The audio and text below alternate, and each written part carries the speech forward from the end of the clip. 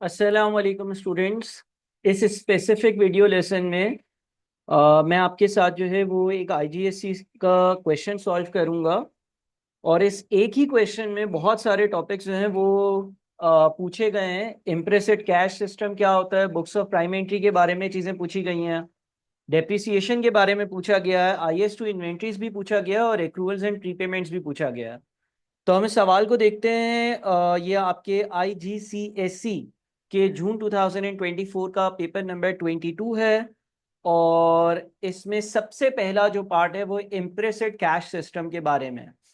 तो इम्प्रेसिड cash system क्या होता है कि फॉर एग्जांपल लेट से आपकी कंपनी में एक बंदा काम करता है, आपने उसको $100 दे दिए, उसको बोला इस $100 से तुम एक्सपेंसेस करते जाना, दिन के एंड में जितना खर्चा हो जाए मुझसे वो रीइंबर्स करवा लेना। मिसाल के तौर पर आपने $100 दिए, पूरे दिन में उसने $30 का खर्चा कर दिया। जब उसने $30 का खर्चा कर दिया तो दिन के एंड में उसके पास $70 बच गए। आपने उसको $30 वापस दे दिए, उसके पास दोबारा से $100 हो गए। अब अगले दिन वो वापस से खर्चे करेगा और उसके बाद जो उसने खर्चे करे होंगे उतना ही आप उसको रीइंबर्स कर दोगे। इस तरह का सिस्टम इम्प्लिसिट कैश सिस्टम कहलाता है। आए देखें कि इसको क्वेश्चन के थ्रू हम कैसे समझ सकते हैं। क्वेश्चन में लिखा हुआ है Lotte is a trader, her financial year and is 30th अप्रैल, 30 अप्रैल वाले दिन फाइनेंशियल ईयर एंड हो जाता है। She keeps her petty cash book using the imprest system, the imprest amount is $150। यानी कि किसी एक बंदे को $150 दे दिए हैं, अब वो इसमें से खर्चा करता रहता है। जब खर्चा हो जाता है फिर जितना अमाउंट बच जाता है वो इसको रीइंबर्स कर दिया जाता है। यानी कि एक बंदे के जेब में $150 हैं, अब उसको बोला कि भाई तुम पूरे दिन बिजनेस के छोटे मोटे खर्चे करना और दिन के आखिर में जितना भी खर्चा हो जाए उतने पैसे मुझसे ले लेना ताकि दोबारा तुम्हारे पास ₹150 हो जाए। The totals of the payments analysis column in her petty cash book for April 2024 are as follows.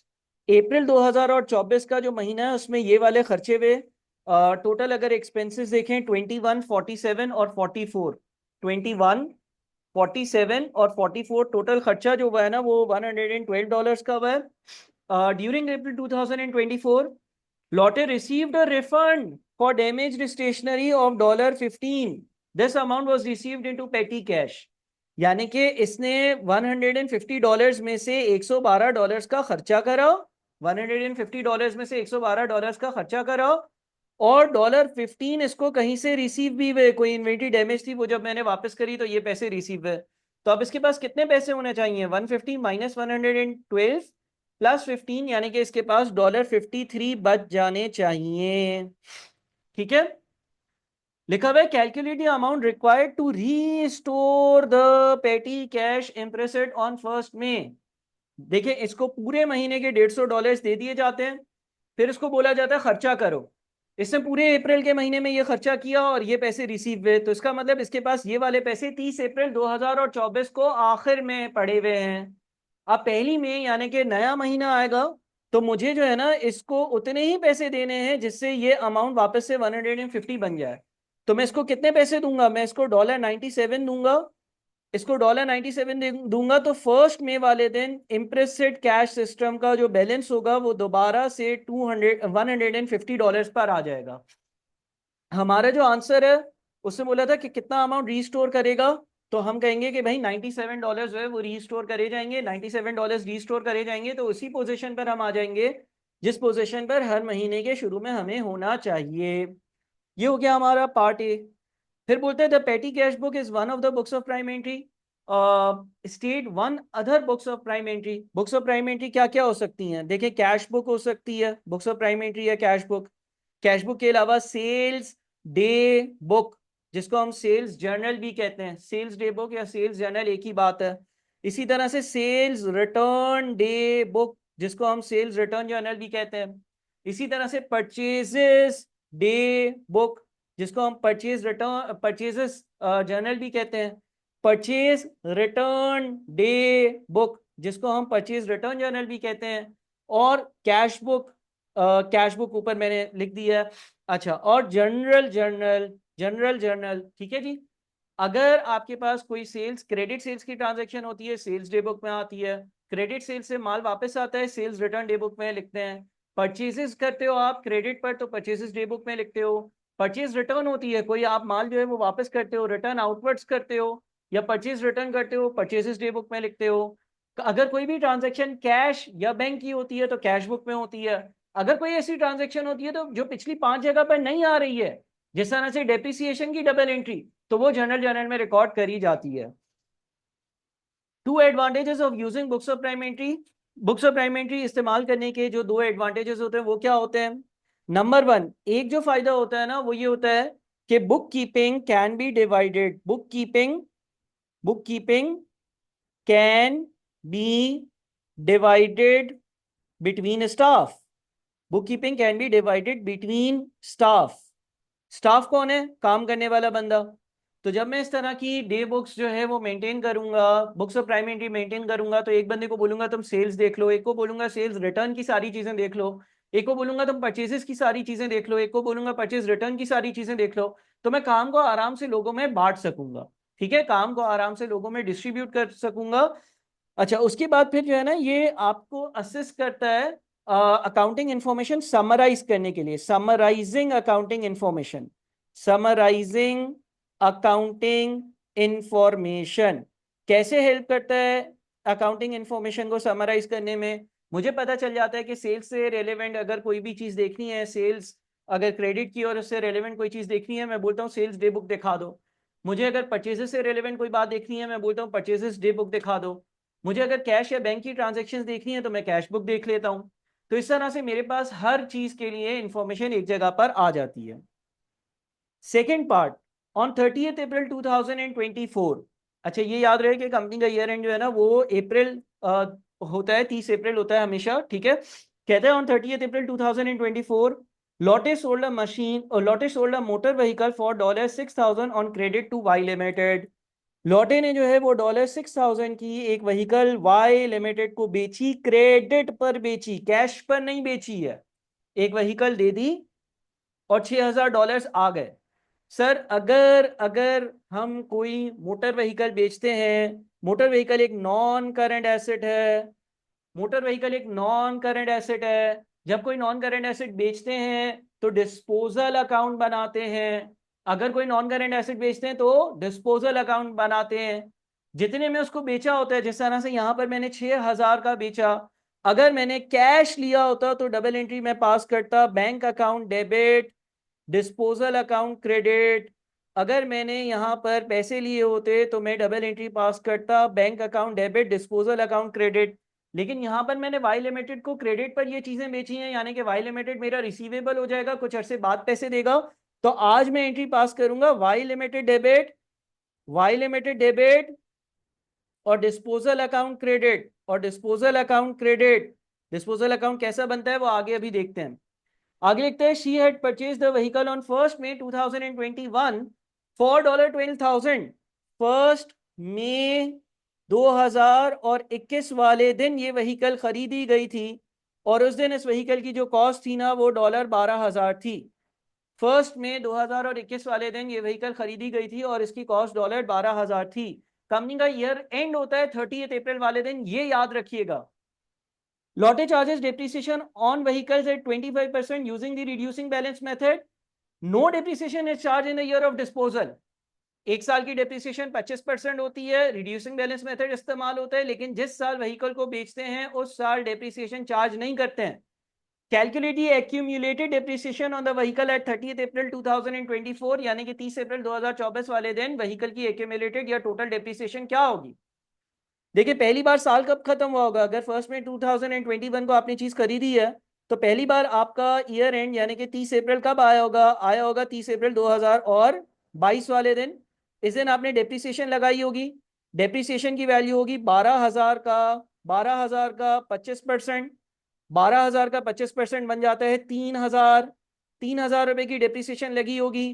कितने बच गए पीछे? 9,000 बच गए। अगली बार साल कब खत्म हुआ होगा? अगली बार साल खत्म हुआ होगा 30 अप्रैल 2023 वाले दिन। अगली बार साल खत्म हुआ होगा 30 अप्रैल 2023 वाले दिन। इधर भी डेप्रिसिएशन लगी होगी। क्योंकि रिड्यूसिंग बैलेंस मेथड यूज होता है तो डेप्रिसिएशन 9,000 पर लगी होगी। क्योंकि रिड्यूसिंग बैलेंस मेथड यूज होता है तो नेट बुक वैल्यू पर डिप्रिसिएशन लगती है। नेट बुक वैल्यू 9000 है तो 9000 पर अगली बार 25% की डिप्रिसिएशन लगी होगी, 12000 पर नहीं लगेगी। ये परसेंटेज 9000 पर अप्लाई होगी। तो अगर मैं 9000 का 25% ले लेता हूं, 9000 का 25% 2250 बनता है। डॉलर 2250 की दोबारा से डिप्रिसिएशन लगी। अब इसकी वैल्यू क्या बच गई, 9000 में से आप माइनस कर दें, 9000 में से आप माइनस कर दें 2250, ये बच जाता है 6750। ठीक है जी, ये बच जाता है 6750 डॉलर्स का अमाउंट या नेट बुक वैल्यू। अच्छा, उसके बाद अगला साल कब खत्म हुआ होगा? अगला साल 30 अप्रैल 2024 को खत्म हुआ होगा। सर एक और साल की डेप्रिसिएशन भी तो चार्ज करें, क्योंकि मशीन तो, मोटर व्हीकल तो हमने 30 अप्रैल 2024 को बेची है। नहीं करेंगे, क्यों नहीं करेंगे? इसलिए नहीं करेंगे क्योंकि सवाल में लिखा हुआ है no depreciation is charged in the year of disposal. जिस साल आप व्हीकल बेचते हो उस साल डेप्रिसिएशन चार्ज नहीं करते हो, तो 30 अप्रैल 2024 वाले साल में तो आपने व्हीकल बेची है, तो उस साल में डेप्रिसिएशन चार्ज नहीं होगी। तो सर टोटल डेप्रिसिएशन जो ये पूछ रहा था, एक्यूमुलेटेड डेप्रिसिएशन, वो कितनी होगी? $3000 पहले साल की और $2250 दूसरे साल की, यानी कि $5250 टोटल डेप्रिसिएशन होगी। जिसका आंसर है कि एक्यूमुलेटेड डेप्रिसिएशन क्या होगी? एक्यूमुलेटेड डेप्रिसिएशन का मतलब होता है टोटल डेप्रिसिएशन जो मैंने बुक्स में चार्ज करी होगी। ठीक है, तो टोटल 2 सालों की डेप्रिसिएशन लगी होगी, तीसरे साल तो व्हीकल बेच दी अगर आप सवाल पढ़ते हैं तो। फिर लगा हुआ है prepare the disposal account for motor vehicles. Disposal account तब बनाते हैं जब कोई हम नॉन करंट एसेट बेच रहे होते हैं। सबसे पहले तो हमने डिस्पोजल अकाउंट में क्या करना है भाई, वाई लिमिटेड को ये चीज बेची है तो वाई लिमिटेड डेबिट और डिस्पोजल अकाउंट क्रेडिट। अमाउंट कितना है, $6000, यानी कि वाई लिमिटेड जो है उसने ये व्हीकल हमसे $6000 में खरीदी है। ये एक चीज हो गई। ठीक है जी। अच्छा, उसके बाद सेकेंडली, जब आप कोई भी मोटर व्हीकल बेचते हो, कोई भी नॉन करेंट एसेट बेचते हो, तो डिस्पोजल अकाउंट में उसकी जितनी भी डेप्रिसिएशन आज तक बुक हुई होती है वो सारी की सारी डिस्पोजल अकाउंट में चली जाती है। उस नॉन करेंट एसेट की कॉस्ट भी डिस्पोजल अकाउंट में चली जाती है। जब एसेट खरीदते हैं तो नॉन करेंट एसेट के अकाउंट को डेबिट करते हैं, motor vehicle debit, bank credit, जब कोई एसेट खरीदते हैं नॉन करेंट एसेट। लेकिन जब हम उसको डिस्पोज करते हैं तो डबल एंट्री पास होती है, डिस्पोजल अकाउंट डेबिट। जब हम कोई नॉन करेंट एसेट डिस्पोज करते हैं तो डिस्पोजल अकाउंट डेबिट, 12000 इसकी कॉस्ट है, डिस्पोजल अकाउंट डेबिट, और मोटर व्हीकल्स का अकाउंट क्रेडिट, और मोटर व्हीकल का अकाउंट क्रेडिट। ठीक है जी। तो यहां पर एक और चीज आएगी, मोटर व्हीकल, मोटर व्हीकल, और यहां पर आपके पास लिखा जाएगा 12000। ठीक है जी।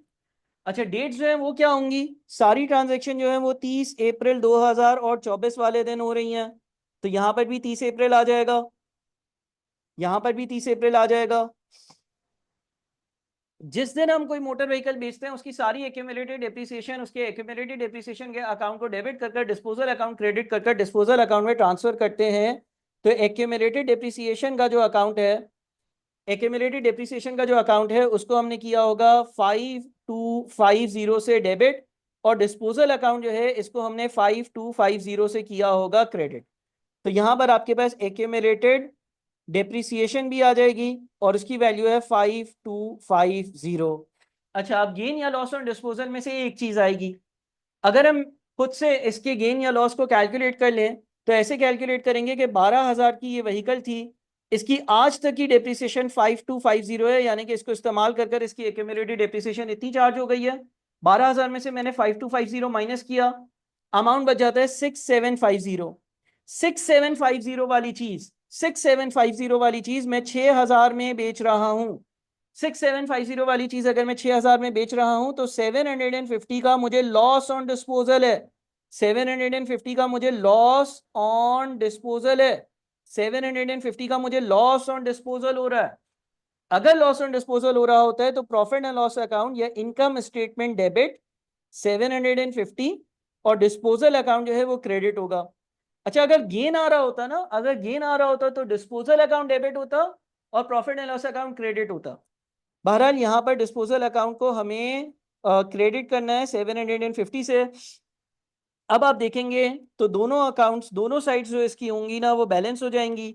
ये याद रखिएगा कि डिस्पोजल अकाउंट जो है उसका कैरी डाउन ब्रॉट डाउन नहीं होता, वो एक टेम्परेरी अकाउंट होता है जिसमें गेन या लॉस कैलकुलेट किया जाता है, और ये गेन या लॉस जो है वो प्रॉफिट एंड लॉस अकाउंट में चला जाता है। बस यहीं तक इसकी वर्किंग्स रहती हैं।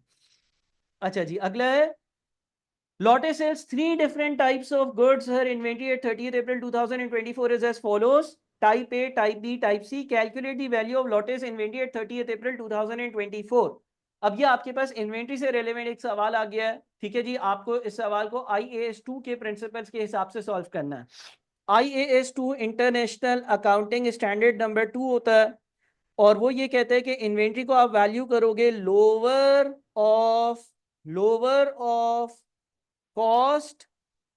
ऑफ कॉस्ट या NRV, नेट रियलाइजेबल वैल्यू, ठीक है।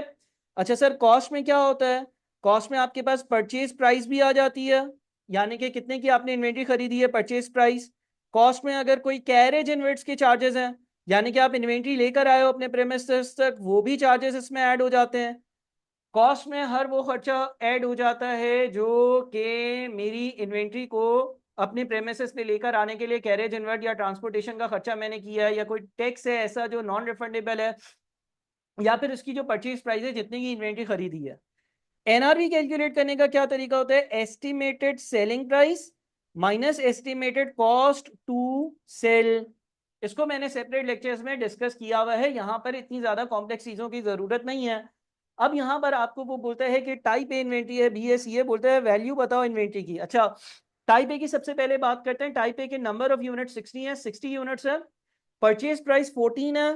कैरेज इनवर्ट्स पर यूनिट 1 है। कैरेज इनवर्ट्स का मतलब यह है कि उस चीज को अपनी प्रेमिसेस पे लेकर आने का खर्चा, ये एज पर IAS 2 इन्वेंट्री की कॉस्ट का पार्ट बनता है।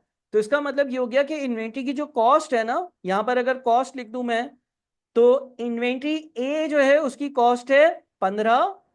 अच्छा, इन्वेंट्री बी जो है उसमें 17 और 0 ऐड करते हैं तो 17 ही रहता है, और इन्वेंट्री सी जो है उसमें 21 और 2 ऐड करते हैं तो 23 आता है। अब IAS 2 ये कहता है अपनी इन्वेंट्री को लोअर ऑफ कॉस्ट या और NRV पर मेजर करना। तो अगर हम इन्वेंट्री ए के लिए देखते हैं, नेट रियलाइजेबल वैल्यू 20 है, कॉस्ट 15 है, हम 15 पर मेजर करेंगे, 20 पर नहीं करेंगे। उसके बाद इन्वेंट्री बी जो है उसकी NRV 24 है और उसकी कॉस्ट है वो 17 है। लोअर क्या है? लोअर कॉस्ट है, तो हम 17 पर मेजर करेंगे, हम 24 पर मेजर नहीं करेंगे। इन्वेंट्री सी जो है उसकी NRV, नेट रियलाइजेबल वैल्यू 22 है, उसकी कॉस्ट 23 है, ज्यादा है, तो हम NRV पर मेजर करेंगे। इसका मतलब अगर इन्वेंट्री की वैल्यू कोई पूछेगा तो मैं बोलूंगा ए के 60 यूनिट है, हर यूनिट की वैल्यू 15, बी के 85 यूनिट्स हैं, हर यूनिट 17 रुपए के हिसाब से, और सी के 30 यूनिट्स हैं, हर यूनिट 22 रुपीज के हिसाब से। तो हमारे पास जो टोटल अमाउंट बनेगा वो होगा 60 multiplied by 15 plus 85 multiplied by 17 plus 30 multiplied by 22, यानी कि 3005, 3005, 3005 इस इन्वेंट्री की वैल्यू होगी। आपने ये याद रखना है, एज पर IAS 2 इन्वेंट्री को लोअर ऑफ कॉस्ट या नेट रियलाइजेबल वैल्यू पर मेजर किया जाता है। अगला सवाल एक्रूअल्स एंड प्रीपेमेंट से रेलेवेंट है। लिखता है Lotte page $360 per annum for insurance. ये जो भी बंदा है, ये एक साल के $360 जो है वो इनका जो इंश्योरेंस का है वो पे करता है। On 1st May 2023, insurance of $60 was prepaid. Prepaid insurance मेरा करंट एसेट है। प्रीपेड इंश्योरेंस मेरा करंट एसेट है। अगर किसी भी एक्सपेंस का ओपनिंग प्रीपेड हो तो उसका balance brought down debit side पर आता है, वो मेरा करंट एसेट होता है। On 1st August 2000, Lotte paid $360 by bank transfer for the year 1st July 2023 through 30th June 2024. Lotte ने 1 अगस्त वाले दिन $360 पे करे, और ये 1 जुलाई 2023 से लेकर 30 जून 2024 तक के थे, ठीक है जी। अच्छा, अब सर हमें क्या करना है? हमें बनाना है prepare the insurance account for the year ended 30th April 2024, bring down the balance at 1 May. तो आपका जब टी अकाउंट आप ओपन करोगे ना, तो आप सबसे पहले जो डेट लिखोगे वो आपके पास होगी 1 फर्स्ट ऑफ मे वाले दिन आपके पास एक बैलेंस ब्रॉट डाउन था, एक प्रीपेड था $60 का। तो आप यहां पे लिखोगे बैलेंस ब्रॉट डाउन, ठीक है जी। बैलेंस ब्रॉट डाउन आपका आएगा, और बैलेंस ब्रॉट डाउन जो होगा वो $60 का होगा। यह आपका ओपनिंग अमाउंट था। आपके पास साल के शुरू में जो एक बैलेंस था वो 60 का था। प्रीपेमेंट का मतलब ये है कि पिछले साल आपने $60 ज्यादा पे कर दिए थे, तो वो यहां पर आ जाएंगे, ठीक है जी। ये $60 रिप्रेजेंट कर रहा है कि पिछले साल आपने किसी भी तरह से $60 ज्यादा दिए हुए थे। अच्छा, अब एक साल की इंश्योरेंस है कितनी? एक साल की इंश्योरेंस जो है ना वो 360 है। इंश्योरेंस की एंट्री क्या पास होगी? Profit and loss account debit, profit and loss account debit 360, और इंश्योरेंस का जो अकाउंट है ना वो क्रेडिट, इंश्योरेंस का जो अकाउंट है ना वो क्रेडिट होगा $360 से। देखिए इनकम स्टेटमेंट में वो अमाउंट जाता है जो एक साल की इंश्योरेंस होती है। अब इसने बोल दिया एक साल की इंश्योरेंस 360 होती है, तो प्रॉफिट एंड लॉस अकाउंट में 360 जाएगा। अच्छा, तो यहां पर आपके पास जो है वो 2024 30 अप्रैल साल के आखिरी दिन ये एंट्री पास होती है। प्रॉफिट एंड लॉस अकाउंट भी लिख सकते हो, इनकम स्टेटमेंट भी लिख सकते हो, उसमें 360 जा रहा होगा। अच्छा, पेमेंट कितनी करी है? बैंक में से कितना गया है? बैंक में से कितना गया है? उसे लगा ऑन 1 अगस्त लौटे पेड, पेमेंट करी है $360 की बाय बैंक ट्रांसफर। इसकी एंट्री क्या पास होगी? इंश्योरेंस का अकाउंट डेबिट, इंश्योरेंस का अकाउंट होगा डेबिट 360 से, और बैंक का अकाउंट जो है ना वो क्रेडिट होगा 360 से। और ये एंट्री किस दिन की है? ये एंट्री 1 अगस्त की है। तो यहां पर आप 1 अगस्त लिखोगे, और आप यहां पर बैंक का अमाउंट लिखोगे, और अमाउंट में आप 360 लिखोगे क्योंकि आपने $360 पे करे हैं। अच्छा, अब क्या होगा? अब मुझे एक बात बताओ, ये जो $360 पे करे हैं ना, ये कब के करे हैं? क्या इस साल के करें, क्या अगले साल के करें, क्या कोई इसमें प्रीपेड है? तो लिखते हैं कि ये जो आपने पेमेंट करी है 1 जुलाई 2023 से 30 जून 2024 तक की है। मेरा साल कब खत्म होता है? मेरा साल 30 अप्रैल वाले दिन खत्म हो जाता है। मेरा साल कब खत्म होता है? 30 अप्रैल 2024 को खत्म हो जाता है। इसके बाद अगर मैं कोई भी पेमेंट कर रहा हूं, अगर मैं 30 अप्रैल 2024 के बाद वाले किसी भी महीने की पेमेंट कर रहा हूं, तो वो मेरे लिए अगले साल का प्रीपेड होगा। इसका मतलब ये हो गया कि मैंने जो ये पेमेंट करी है ना वो कौन से महीनों की करी है? जुलाई 2023, अगस्त 23, सितंबर 23, अक्टूबर 23, नवंबर 23, दिसंबर 23, 6 महीने। जनवरी 24, फेब 24, अप्रैल 24, मई 24, जून 24। इसका मतलब ये हो गया कि मैंने यहां पर जो आप लोगों को ये पेमेंट दिखाई दी है, ये पेमेंट जो है 12 महीनों की है। तो इसका मतलब एक महीने की पेमेंट कितनी होती है? एक महीने की पेमेंट जो है ना वो 30 होती है। इसमें से 2 महीने ऐसे हैं जो अगले महीने की अभी से मैं पेमेंट कर चुका हूं। यानी कि मैंने यहां पर जो पेमेंट करी है इसमें मई एंड जून की भी तो पेमेंट होगी। अप्रैल तक तो इस साल में फॉल करता है, लेकिन मैं तो 30 जून तक की पेमेंट कर रहा हूं। इसका मतलब मैंने जो मई और जून अगले साल की पेमेंट अभी से कर ली होगी वो मेरे पास क्लोजिंग प्रीपेड में आएगा। तो यहां पर आपके पास 30 अप्रैल का जो क्लोजिंग प्रीपेड होगा या बैलेंस ब्रॉट डाउन होगा वो 60 होगा। इसलिए क्योंकि आपने जो मई और जून के लिए पेमेंट करी है वो एक्स्ट्रा पेमेंट कर दी है।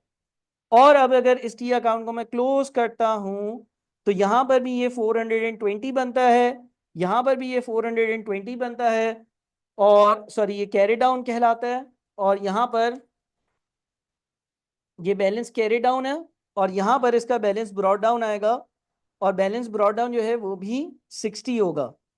और ये आपके पास जो डेट होगी वो 1 मई 2024 वाली होगी। ठीक है जी। तो हर साल लगता है ऐसा हो रहा है, पिछले साल भी जो 2 महीने के $60 एक्स्ट्रा पे हुए थे ना, वो इस साल के इस फाइनेंशियल ईयर के मई और जून के थे। हर साल मई और जून के पैसे पहले ही पे हो जाते हैं। ठीक है जी। यहां पर ये सवाल हमारा खत्म हुआ। हमने इसमें से कुछ छोटे छोटे से अलग अलग कॉन्सेप्ट्स डिस्कस करे, इसको अच्छे से रिकैप करें, और इसको अगर कोई मसला हो तो मुझसे डिस्कस करें। या आपका क्वेश्चन नंबर 1 था जिसमें बहुत सारे मुख्तलिफ तरह के टॉपिक्स जो हैं उसके पार्ट्स थे। ठीक है जी। Thank you.